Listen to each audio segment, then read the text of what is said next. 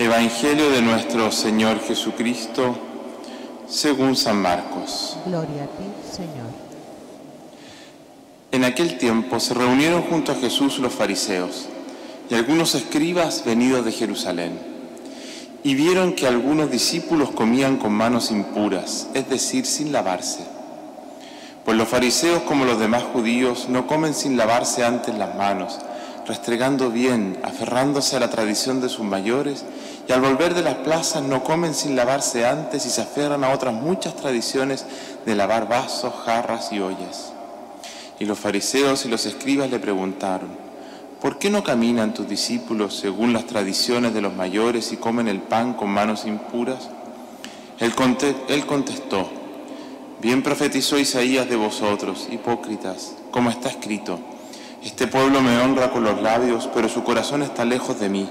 El culto que me dan es vacío, porque la doctrina que enseñan son preceptos humanos. Dejáis a un lado el mandamiento de Dios para aferraros a las tradiciones de los hombres. Y añadió: anuláis el mandamiento de Dios por mantener vuestra tradición. Moisés dijo: honra a tu padre y a tu madre, y el que maldiga a su padre o a su madre es reo de muerte. Pero vosotros decís: si uno le dice al padre o a la madre, los bienes con que podría ayudarte son corbán, es decir, es ofrenda sagrada, ya no le permitís hacer nada por su padre o por su madre, invalidando la palabra de Dios con esta tradición que transmitís, y hacéis otras muchas cosas semejantes. Palabra del Señor. Gloria a ti, Señor Jesús. Queridos hermanos y hermanas, el día domingo el Papa Francisco en el canal RAI 3 dio una entrevista larga que vale la pena escucharla para conocer su pensamiento. Y precisamente en una de las preguntas que le hacen sobre cuál es la peor enfermedad o lo que más le duele a él que le podría pasar a la Iglesia, él dice: es una enfermedad con 3 síntomas: mundanidad espiritual, rigidez, clericalismo. Y lo pone así. Y precisamente eso es lo que nos relata el Evangelio de hoy, que le sucedió a los fariseos y escribas.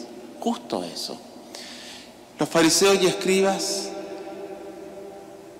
terminaron con innumerables ritos de purificación, porque se alejaron interiormente de Dios, de ese Dios misericordioso, y comenzaron a imaginar un Dios, una idea de Dios castigador, rígido, que está sacando cuentas del mal.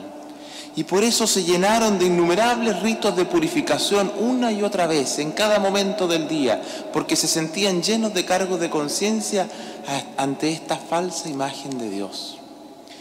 Y cuando uno saca al verdadero Dios del corazón y pone allí una idea, esa idea de Dios es una idea nuestra, mundana, como dice Jesús, un Dios hecho por los hombres. Esa es la mundanidad espiritual. Cuando la persona se ha ido alejando de Dios, finalmente ya no lo conoce, no lo reconoce y se crea un Dios según sus ideas.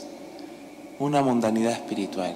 Y el problema es que es muy difícil darse cuenta, porque externamente, como le pasaba al culto de los fariseos y sacerdotes y escribas del templo, todo parece perfecto, todo parece impecable. Así también nos pasa a veces a nosotros. Externamente parece todo perfecto, pero internamente la persona que sufre mundanidad espiritual termina colocando una idea de Dios en su corazón. ¿Y qué viene después? Esa idea de Dios lo lleva a ideologizarse, y ahí comienza la rigidez. Cuando empiezo a medir mi relación con Dios, a medir la relación de las demás personas, a medir los criterios con que yo u otro debe actuar según mis ideas y mis rigideces. Por eso es que los fariseos de 10 mandamientos lentamente comenzaron a tener más de 600 mandamientos que lo normaban todo. La rigidez en la vida religiosa, dijo el Papa Francisco el domingo, es signo de una enfermedad del alma muy profunda, muy profunda. Y en nuestra iglesia, el paso siguiente de la enfermedad, esto es como la evolución de la enfermedad, es el clericalismo. Es decir, cuando todo se centra ya no en Dios, sino que en la figura del sacerdote, del obispo, del clero, por su autoridad, por su conocimiento, por su santidad, etc. Y todo poder y toda autoridad se centra allí. Y el sacerdote pasa a sentirse y a creerse él el centro de la vida de la iglesia, y también los hermanos o hermanas de la comunidad lo miran y lo contemplan como si fuese él el centro de la vida de la iglesia. Y tantas veces sucede que nosotros puede que tengamos aprecio, cariño por un sacerdote, pero a veces terminamos, en vez de seguir a Jesús, siguiendo tal o cual carisma sacerdotal con una obediencia casi ciega. Y eso es la raíz de todos los abusos que tristemente vemos que en nuestra iglesia han existido y vemos que van y siguen existiendo. Es una enfermedad gravísima la que el Evangelio hoy presenta en estos personajes, los fariseos, los escribas y sumos sacerdotes del templo. Por eso es que Jesús es tan claro, es tan duro, es tan franco frente a ellos. Y es por eso también que nosotros debemos pedirle al Señor que nos ayude a toda nuestra iglesia, a que allí, si nosotros o cualquier hermano o hermana pueda estar en este proceso de esta enfermedad, de la mundanidad espiritual, de la rigidez, del clericalismo, podamos sanar, podamos sanar.